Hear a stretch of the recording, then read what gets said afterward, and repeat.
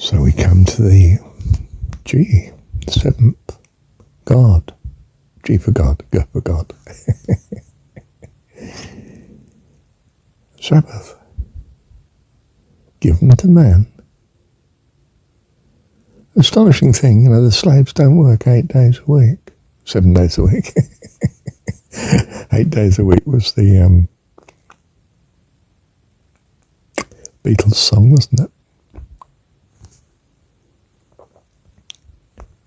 Sabbath, Sabbath, heaven. How are we to have a clear idea what heaven's about? No. Opening word in John 17, Jesus' prayer, only prayer, and for us, in the story. First word, Abba, Father, Dad. Jesus' understanding of a perfect dad.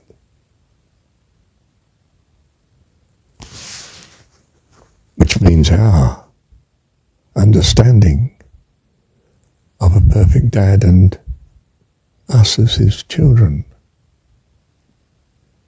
My goodness, well, that means we inherit. We come into the fullness of the family estate. And I don't mean a worldly one. Well, I mean far more than that.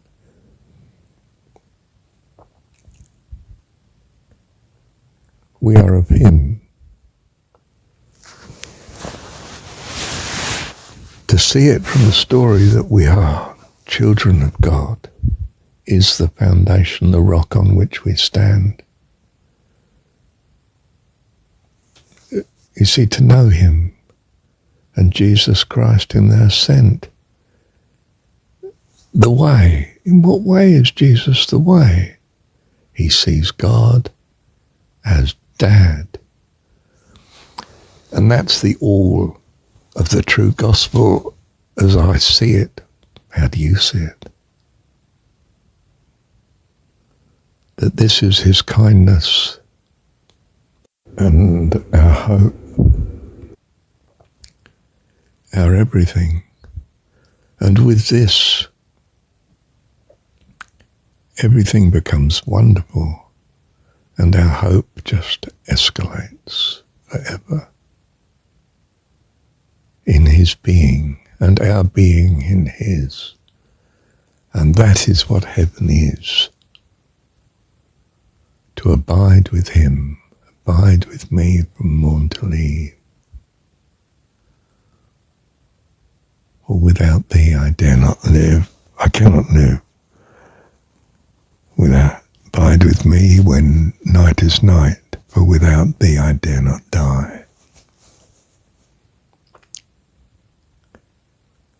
That's the truth of the matter when you come to consider such possibility. That he's everything. The validity of the notion of loving God with all your heart, soul, mind and strength can only come about when your God matches the true God. And the true God being one that is the creator and giver of life, not just transitory life, but fullness of life, life eternal. This is what heaven is understood in a sense, in as far as we can as children understand it, is our lot to be. Eternal communion with an eternal, wonderful family of God, our Dad, we his children. And I suppose and value the notion that it applied to all life, for how could I be happy in heaven knowing some were not? So we join the quest to go into all the world and preach the gospel. But it's a true gospel, not one of sin and blame and judgment and perfect sacrifice, which is a perfection of abomination, to crucify God. Are you out of your mind? What depravity of misunderstanding did you fall into? Who can rescue you from such except accepting Jesus in the story? Don't worship the story, but my limited experience is that if the answer's anywhere, it's here. Especially, I might say, in John 17. You need to know it.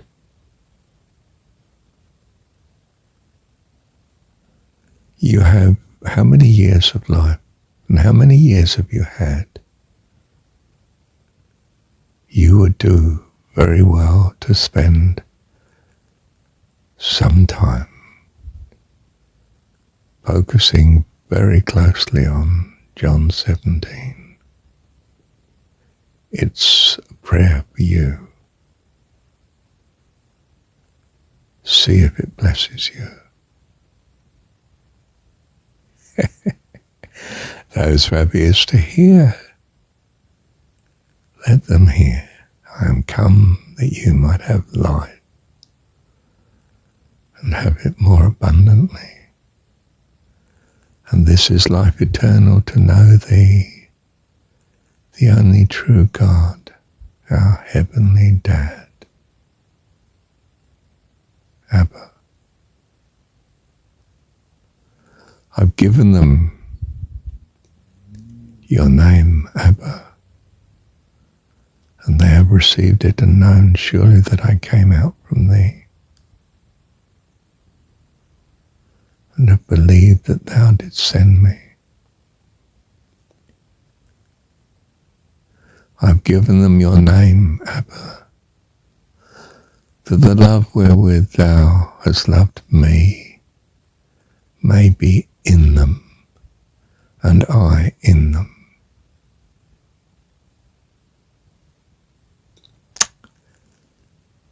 Thank you, Heavenly Dad, that you dwell in us. By this prayer, you can't imagine Jesus, God, saying no to Jesus' prayer for us, can you? In which case you should appropriate everything he asks for and says in that prayer. I say should, I mean do so and see how it blesses you.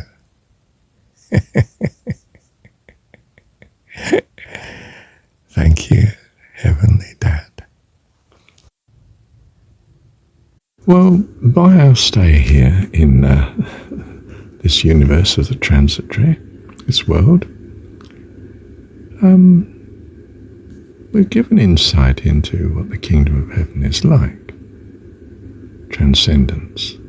You experience it when you fall in love. The world seems different. Beautiful.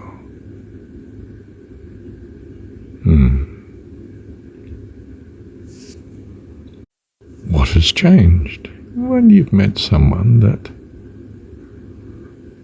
well, gives you hope. And what gives you hope? Your expectations. What you ascribe to.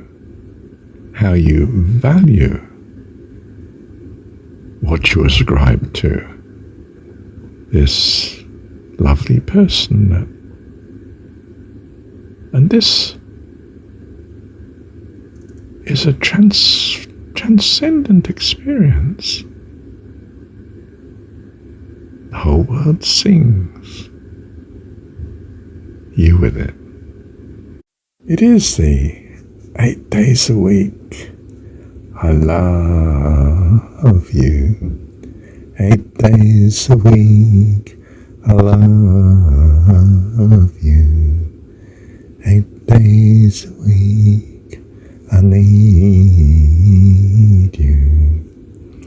okay, that's sung about the sweetheart, isn't it? But doesn't it tell you what you value? That joy. And the 8th day was what? Oh, the 8th day was when the Christians came together and had communion with each other and worshipped, thanked God.